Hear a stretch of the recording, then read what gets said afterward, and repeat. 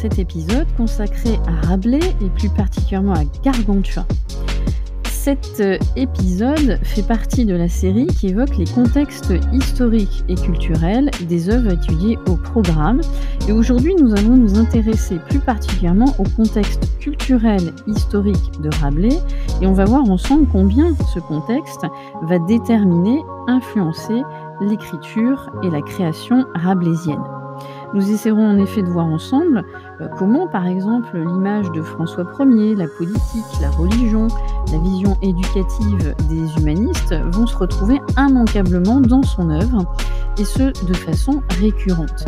Alors bien sûr, tout ce que nous allons évoquer ensemble, vous allez pouvoir l'utiliser comme argument, par exemple pour une dissertation à l'écrit, ou comme point d'ancrage ou de développement de vos analyses lors de vos lectures linéaires pour l'oral. N'oubliez pas que l'infographie qui accompagne l'épisode vous permettra de synthétiser, de retenir au mieux tout ce que nous allons évoquer justement ici au gré de nos différentes remarques.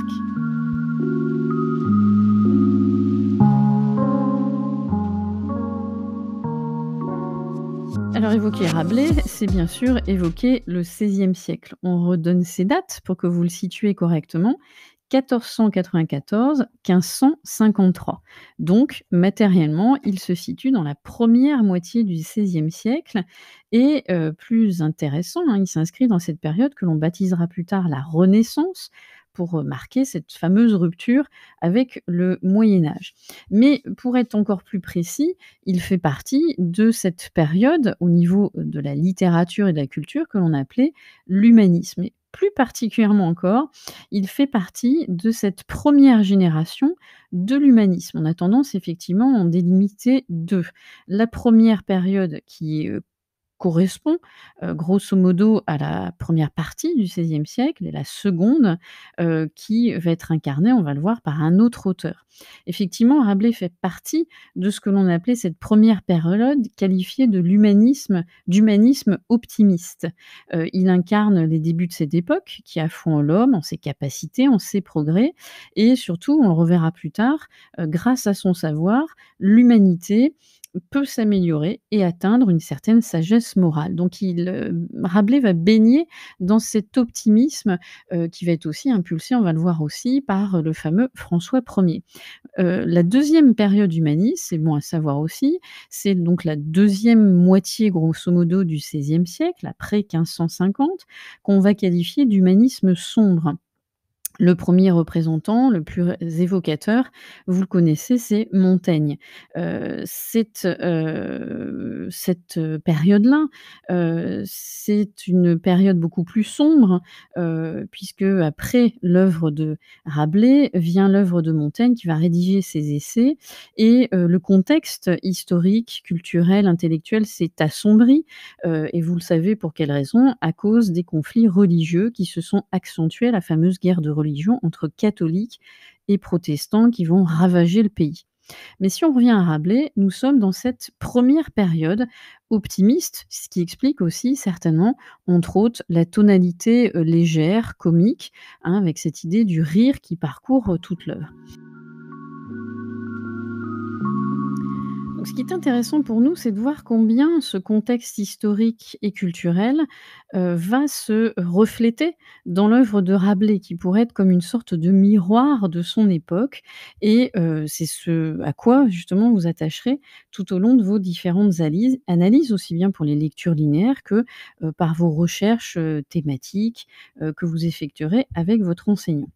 La première chose qui frappe, c'est l'image du roi, du prince, qui est présent à travers l'œuvre de Gargantua. Bien sûr, sous l'image de Grangousier et de Gargantua lui-même. Pourquoi c'est important et pourquoi on le retrouve? Parce que bien sûr, il y a un roi qui va marquer l'esprit de Rabelais, c'est le fameux François Ier. Rabelais va connaître 2 rois, lors de sa vie, François Ier et une petite partie, du règne d'Henri II. Vous le retrouverez justement sur notre infographie. Alors cette image du roi, quelle est-elle? Il faut savoir, que, pour les Français de l'époque, François Ier va incarner ce roi qui va tâcher de consolider son pouvoir royal en France et en Europe. Et son règne va être une période presque marquée par des guerres quasi continuelles. Son règne est marqué en effet par sa grande rivalité avec un autre personnage historique que vous connaissez certainement, c'est le fameux Charles Quint.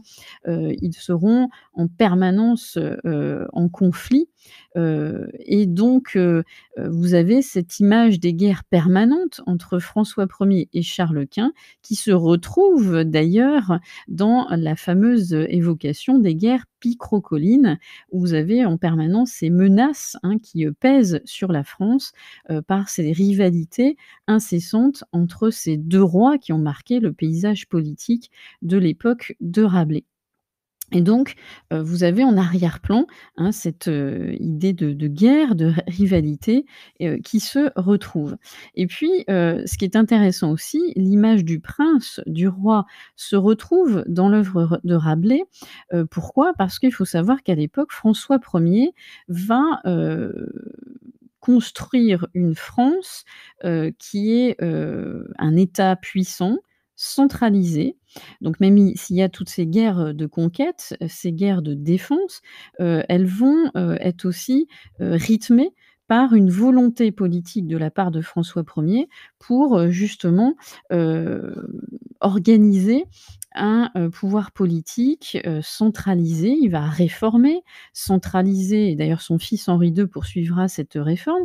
Il va réformer, centraliser, l'administration, il va unifier, les différents codes, de loi, locaux en un code unique. Avant, c'était écrit en latin et là, le code unique sera rédigé en français.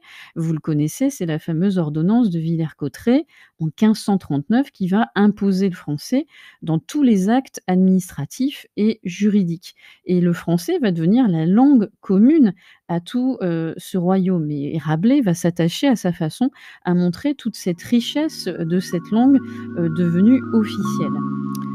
L'image, du prince, éclairé, bienveillant se retrouve chez Rabelais, et bien sûr est quelque part un miroir de ce François Ier qui a été toujours soucieux, de, distiller le savoir à, tous.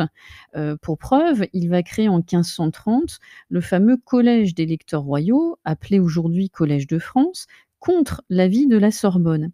Son idée, c'était de dispenser à tous un enseignement gratuit et indépendant de l'Église, basé sur l'étude du grec, du latin, de l'hébreu, des mathématiques. D'ailleurs, en 1552, il confiera à Guillaume Budet, humaniste français, la direction de la bibliothèque royale, où justement, on, constitue et on compile, tous les savoirs, accessibles pour tous. Donc il y a cette idée d'un roi éclairé, bienveillant, qui se retrouve dans les chapitres où il y a l'évocation bien sûr de l'éducation humaniste, qu'on retrouve donc, on évoquera dans l'œuvre de Rabelais. Et puis ce qui est intéressant, c'est que cette image, du, savoir est bien sûr au cœur de, de l'œuvre de Rabelais, et plus particulièrement pour clore ce petit, chapitre, hein, sur l'image de la politique, on voit bien, que, le personnage de Grangousier chez Rabelais est soucieux toujours d'améliorer les conditions de vie, des habitants. Et d'ailleurs, c'était une thématique qui était très présente au XVIe siècle, hein. La politique était au cœur des nombreuses préoccupations, notamment des penseurs humanistes, qui, s'efforçaient de réfléchir à la façon de préserver des situations, de paix.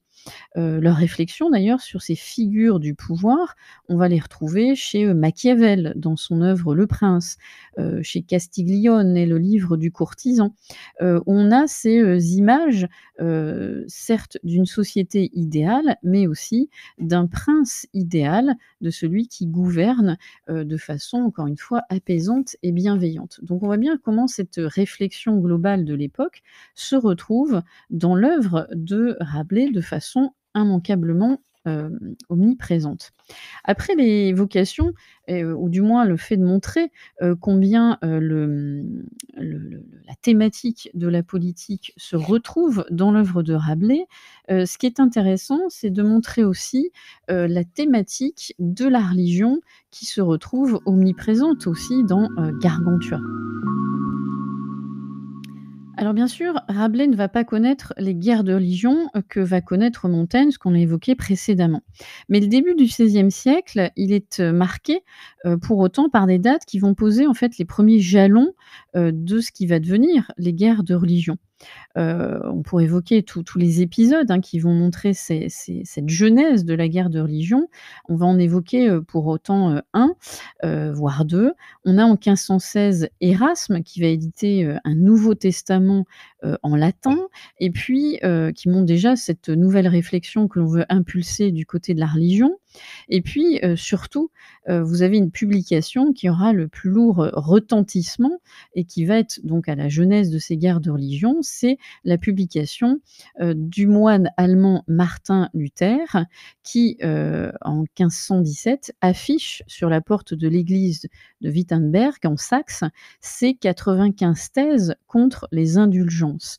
D'ailleurs, il sera, excommunié, par le pape qui va le traiter, d'hérétique, ce qui n'impressionnera pas du tout puisque, il jettera au feu la bulle papale, hein, qu'il désavoue et on le considère comme le père de la réforme protestante, d'où ce nom protester.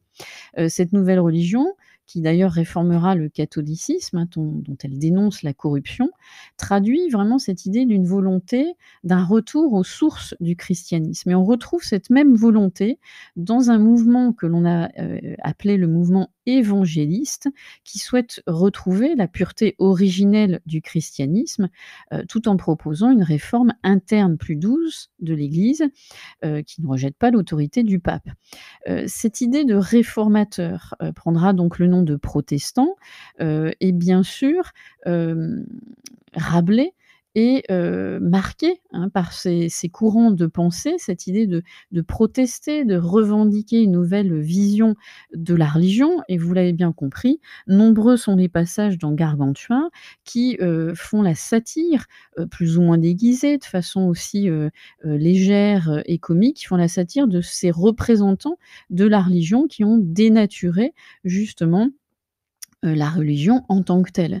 Donc on voit bien que, alors attention, pas de confusion, ça veut pas dire que, Rabelais, est un protestant, loin de là, mais il à sa façon, il proteste dans Gargantua et d'ailleurs les autres œuvres, Pantagruel, le Tiers-Livre, le Quart-Livre, il proteste contre ces représentants, de son époque, ces représentants de la religion qui dénaturent la pensée originelle du christianisme et c'est ça aussi qui va d'ailleurs faire qu'il va être censuré, et que l'Église catholique va maintes et maintes fois, vouloir, entre guillemets, «supprimer à la fois l'œuvre et l'homme en tant que tel». C'est donc, vous voyez bien comment l'image de la religion se retrouve dans l'œuvre de Rabelais. Et puis bien sûr, il y a une autre thématique, on a évoqué la politique, la religion. Une autre thématique que l'on va retrouver immanquablement, qu'on pourrait qualifier de thématique culturelle, c'est l'influence ou du moins, le visage humaniste qui se retrouve, sous différents aspects dans l'œuvre de Rabelais. Ce mouvement humaniste va puiser bien sûr dans des origines, que vous connaissez tous. C'est tout d'abord la découverte de nouvelles civilisations, hein. 1492, Christophe Colomb, qui découvre l'Amérique, Vasco de Gama qui découvre la route des Indes, par le cap de Bonne-Espérance en 1497, Magellan qui ensuite dans les années 1519-1522 fait le premier tour de la Terre. Bref, toutes ces performances, toutes ces découvertes vont, développer cette idée, du progrès, et cette idée de l'ouverture à l'autre, le fameux autre que développera aussi cette réflexion que développera Montaigne dans ses essais, avec, le fameux chapitre des cannibales. Donc il y a ces découvertes, mais il y a aussi des découvertes techniques. Vous le savez aussi, c'est Gutenberg qui, perfectionne, les presses et les caractères de l'imprimerie. N'oubliez pas, c'est une invention asiatique, hein, mais lui, il va donc perfectionner, les presses et les caractères, ce qui permet la diffusion plus rapide, de nombreux savoirs. Vous avez aussi Copernic, qui, par ses découvertes et ses théories sur l'héliocentrisme, va faire avancer, les sciences, hein. On est en 1512 qui bien sûr sont en contradiction avec la thèse officielle de l'Église qui place la Terre au centre du monde.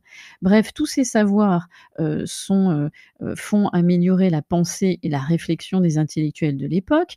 À cela s'ajoutent des savoirs qui sont redécouverts, comme les textes gréco-latins qui sont retraduits. N'oubliez pas qu'en 1459, hein, les Turcs prennent la ville de Constantinople.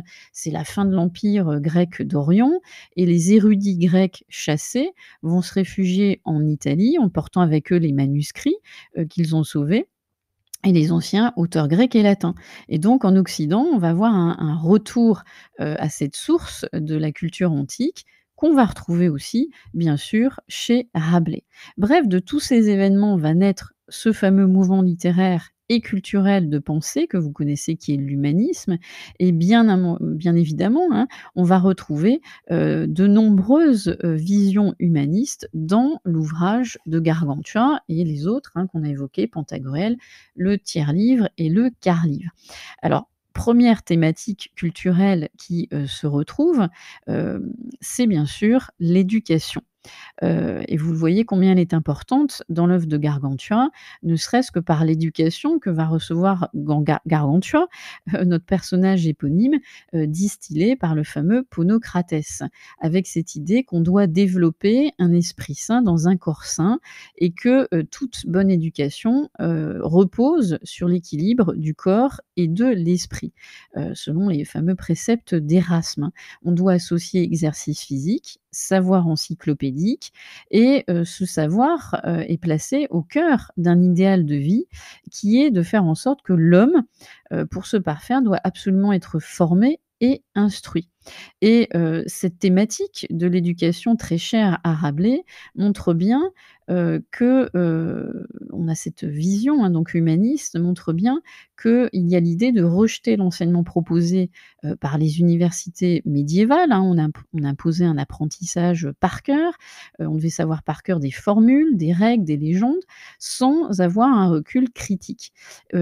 Et on voit bien, comment, l'enseignement que va recevoir Gargantua est typiquement humaniste.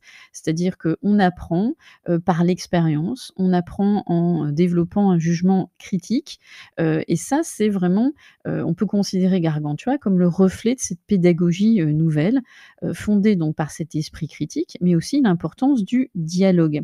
Il y a cette idée, hein, de développer une éducation, libérale, aux enfants pour que justement, ils puissent progresser continuellement de leur naissance jusqu'à l'âge adulte.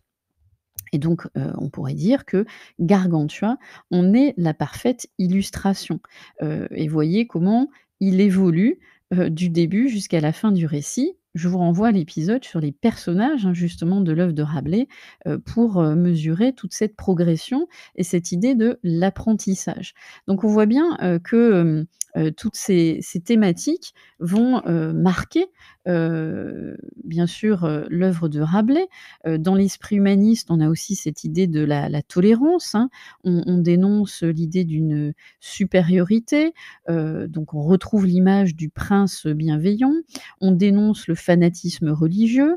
Vous voyez bien comment, la satire, hein, se met en place dans Gargantua, qui deviendra d'ailleurs une violente satire dans le quart-livre, que publiera plus tard, Rabelais. Hem Les catholiques, hein, sont moqués et appelés, papimanes, des adorateurs du pape, qui vivent dans un ravissement, perpétuel, près donc cette idée de vraiment de fanatisme, dangereux. Les protestants porteront, eux, le nom de papifigue, car, il y a cette idée, hein, de vraiment, rendre comiques, tous ces fanatiques, religieux, quels qu'ils soient et donc cette représentation humaniste aussi, d'un monde meilleur, d'une vie, idéale, se retrouve aussi, dans, l'œuvre de Rabelais.